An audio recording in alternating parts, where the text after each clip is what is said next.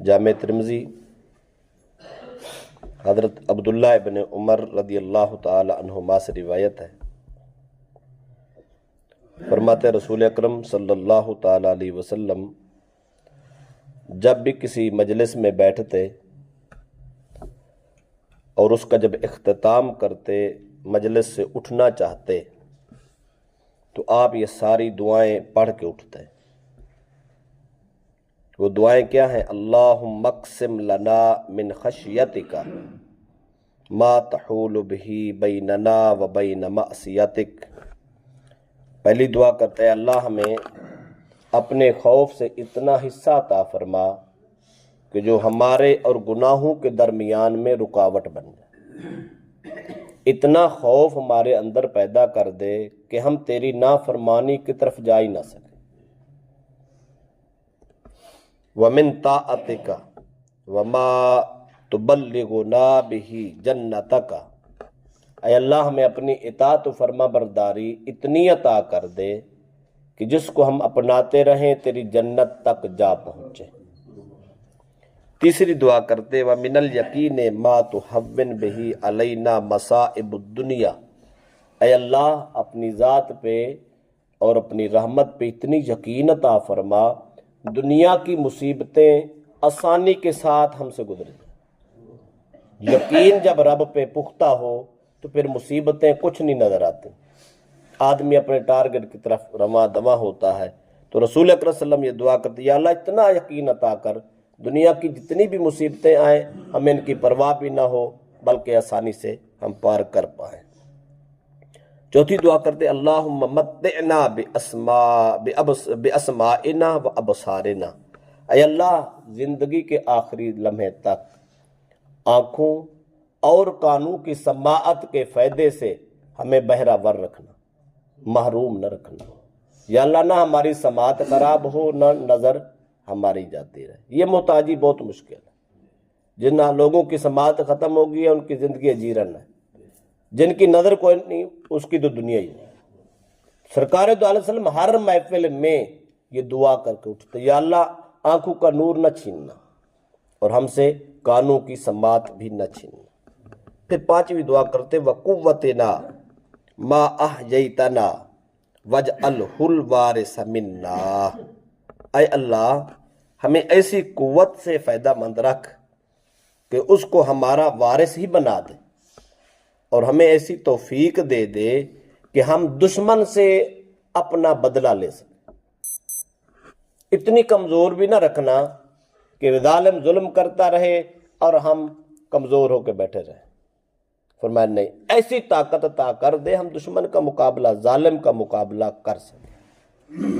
پھر دعا کرتے وَانْصُرْنَا عَلَىٰ مَنْ عَادَنَا، یا اللہ جو ہم پر عداوت رکھے، ہمارے ساتھ دشمنی کے لیے سامنے آئے تو ہم کم از کم اس کے سامنے کھڑے ہو سکیں، ایسی طاقت عطا کر دے۔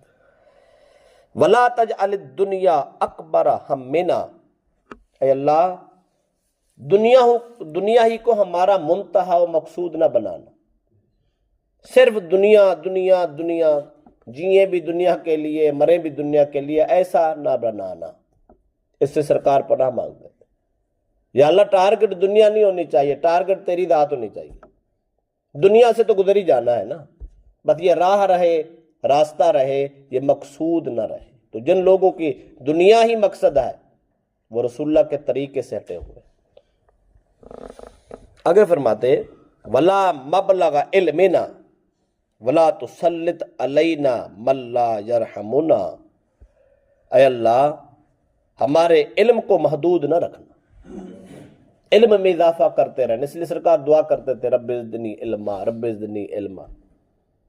رب نے علم کے خزانے کھول دی اور اتنی علم دیا، ساری کائنات کا علم دے دیا، اتنی علم دیا خلق کا بھی دیا، خود اپنا ہی دیا۔ زمین و آسمان کے دروازے اور خزانے علم کے کھول دیے، اور ساتھ وعدہ بھی فرمایا محبوب سَنُقْرِئُكَ فَلَا تَنْسَى، دنیا پڑھ کے بھول جاتی ہے، ہم نے آپ کو ایسے پڑھانا ہے آپ نے کبھی بھولنا ہی نہیں ہے۔ اتنا طاقت ہے، پھر بھی دعا کرتے رب زدنی علما، یا اللہ میرے علم میں اضافہ۔ اس لیے سرکار فرمایا کرتے تھے اطلب العلم من المہد الی اللحد، علم ماں کی گود سے قبر کی دیواروں تک حاصل کیا. علم بڑھنا چاہیے، علم کم نہیں. سرکار یہ دعا کر کے ہر مجلس میں اٹھتے، یا اللہ میرے علم میں کمی نہیں، پھر علم میں اضافہ فرما دے. اور آخری دعا کرتے وَلَا تُسَلِّطْ عَلَيْنَا مَن لَّا يَرْحَمُنَا، اے اللہ ہم پر کسی ایسے شخص کو مسلط نہ کرنا جو ہم پر رحم نہ کرے. ظالم کو مسلط نہ کرنا، ہمیں اس کو ہم پر حاکم نہ مقرر کر دینا، بلکہ ہمیں ایسے لوگوں کے ساتھ ہماری زندگی کے معاملات کرنا جن کے دل میں رحم ہو، جن کے دل میں محبت ہو، ہمدردی ہو، پیار ہو. یہ ساری دعائیں مانگ کے سرکار مجلس سے اٹھتے. ایک دن صحابہ نے پوچھا یا رسول اللہ صلی اللہ علیہ وسلم آپ پہلے تو یہ نہیں مانگا کرتے تھے، اب یہ مانگتے ہیں؟ تو نبی اکرم صلی اللہ علیہ وسلم نے فرمایا ذالک کفارۃ لما یکون فی المجلس. سرکار نے فرمایا یہ جو میری دعائیں ہیں یا اللہ کی حمد و ثنا ہے، یہ اس مجلس میں کیے ہوئے معاملات کا کفارہ. یہ کملی والے کی مجلس کا بھی کفارے کی ضرورت تھی، چونکہ آپ کی مجلس میں ہر قسم کے لوگ آتے ہیں. سارے صدیق اکبر تو نہیں بیٹھے ہوتے تھے، بدو بھی آ جاتے، انجان لوگ آ جاتے، دشمن بھی آ کے بیٹھتے تھے، مخالف بھی بیٹھتے تھے، وہ الٹی سیدھی باتیں کر جاتے تھے. تو سرکار مجلس ختم کرنے سے پہلے یہ دعائیں مانگ کر امت کو بتاتے تھے یہ اس مجلس کا کفارہ ہے. اگر مصطفیٰ کی مجلس کا کفارہ ہے تو ہماری مجلس تو حال ہی نہیں ہے. اس لیے جب بھی کہیں دو دوستوں چار کے ساتھ بیٹھیں آخر پہ توبہ کر کے اٹھنا چاہیے، معافی مانگ کے اٹھنا چاہیے، رب سے زاری کر کے اٹھنا چاہیے، اللہ کی حمد و ثنا کر کے اٹھنا چاہیے، تاکہ اس کا معاملہ وہاں ختم ہو جائے، نئی زندگی پھر شروع ہو جائے. جامع ترمذی حضرت عبداللہ ابن عمر رضی اللہ تعالی عنہما سے روایت ہے، فرماتے رسول اکرم صلی اللہ تعالی علیہ وسلم جب بھی کسی مجلس میں بیٹھتے اور اس کا جب اختتام کرتے، مجلس سے اٹھنا چاہتے، تو آپ یہ ساری دعائیں پڑھ کے اٹھتے. وہ دعائیں کیا ہیں؟ اللہم اقسم لنا من خشیتک ما تحول بہ بیننا و بین معصیتک. پہلی دعا کرتے ہیں اللہ ہمیں اپنے خوف سے اتنا حصہ عطا فرما کہ جو ہمارے اور گناہوں کے درمیان میں رکاوٹ بن جائے. اتنا خوف ہمارے اندر پیدا کر دے کہ ہم تیری نافرمانی کی طرف جا ہی نہ سکیں. وَمِن طَاعَتِكَ وَمَا تُبَلِّغُنَا بِهِ جَنَّتَكَ. اے اللہ ہمیں اپنی اطاعت و فرما برداری اتنی عطا کر دے کہ جس کو ہم اپناتے رہیں تیری جنت تک جا پہنچے. تیسری دعا کرتے وَمِنَ الْيَقِينِ مَا تُحَوِّنْ بِهِ عَلَيْنَا مَصَائِبُ الدُّنْيَا. اے اللہ اپنی ذات پہ اور اپنی رحمت پہ اتنی یقین عطا فرما دنیا کی مصیبتیں آسانی کے ساتھ ہم سے گزریں. یقین جب رب پہ پختہ ہو تو پھر مصیبتیں کچھ نہیں نظر آتی، آدمی اپنے ٹارگٹ کی طرف رواں دواں ہوتا ہے. تو رسول اکرم صلی اللہ علیہ وسلم یہ دعا کرتے یا اللہ اتنا یقین عطا کر دنیا کی جتنی بھی مصیبتیں آئیں ہمیں ان کی پرواہ بھی نہ ہو بلکہ آسانی سے ہم پار کر پائیں. چوتھی دعا کرتے اللہم متعنا باسمائنا و ابصارنا. اے اللہ زندگی کے آخری لمحے تک آنکھوں اور کانوں کی سماعت کے فائدے سے ہمیں بہرہ ور رکھنا، محروم نہ رکھنا. یا اللہ نہ ہماری سماعت خراب ہو نہ نظر ہماری جاتی رہے. یہ محتاجی بہت مشکل ہے.